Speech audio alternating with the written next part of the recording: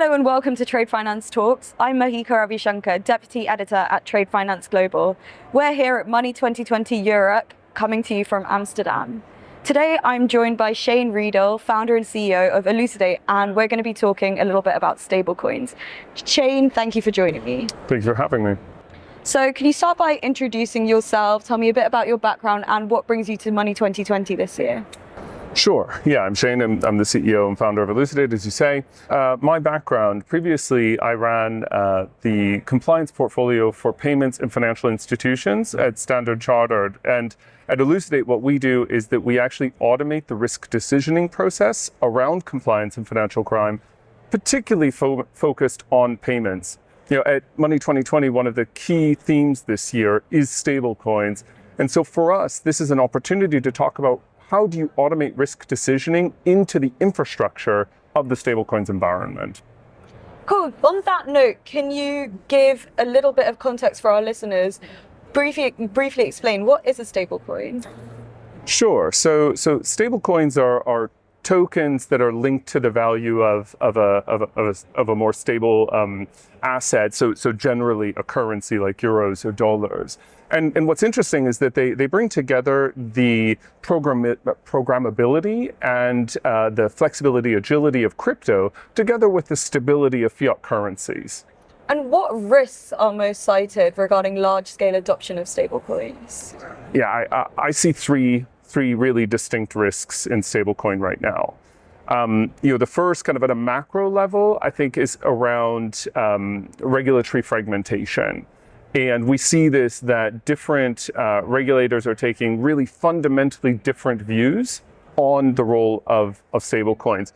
The second is around some of the kind of fundamental AML and compliance concerns that go along with the pseudonymous nature and lack of transparency around stablecoins, the inability to pull funds back. And what that tells us is that the legacy infrastructure that we've built over the last, say, 25, 30 years to manage risk and payments, I'm not sure that it ever properly worked, but it definitely doesn't work or doesn't allow for plug and play with stablecoins. And the third issue, I think, is really one of kind of systemic risk and the role of stablecoin providers. Can create certain risks given that they don't have the kind of infrastructure and legacy role that big banks have played. Mm-hmm. And I guess the high-profile cases of collapses of stablecoins, like I'm thinking about Terra USD, led to a little bit more resistance in their adoption in payment systems. What lessons can be learned from cases like that? Yeah, I think Terra USD is a super interesting case, and it shows us that even with algorithmic stability, stablecoins are very much a confidence game, or crypto is very much a confidence game. And when that falls away, the market isn't there to step in. Perhaps in our space, the compliance kind of ecosystem, the more relevant example, though, would be probably Binance.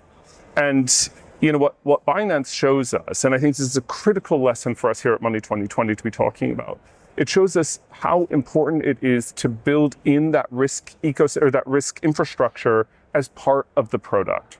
Binance was able to absorb the shock because it's very, very large. We're at an inflection point, however, in the market, and the entities who can move fast are the ones who will win. What's critical is that as part of that development process, though, they're building the risk infrastructure into the product. It cannot be responsive or reactive to kind of challenges that come up subsequently. What role do you see central banks as playing in this space? Maybe collaborators or competitors or regulators? Yes, to all of those things. I think that in reality, they will be collaborators, they will be competitors, and certainly they will be regulators. So, central bank digital currencies, for example, are going to create a unique interface between financial institutions and central banks that there's no precedent for today.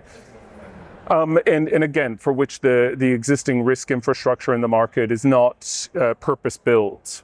I think that if we hone in and focus, though, on the role of central banks as regulators, stablecoins provide them a very unique opportunity. As I said, there's a lot of fragmentation right now in the regulatory market, but this gives an opportunity to central banks to actually build a regulatory infrastructure that is fit for purpose and that achieves its intended objectives.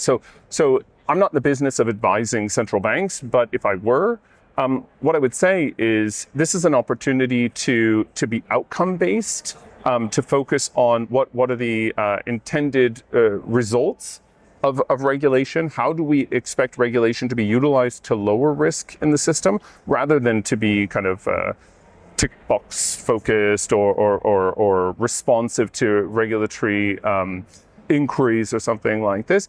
And I think that's a really important shift in the market, because it will really require that crypto companies and the stablecoin companies are building the infrastructure into their products to support that compliance, those compliance requirements or those broader kind of market requirements. Thank you, Shane. And to close things off, I want to look to the future a little bit more.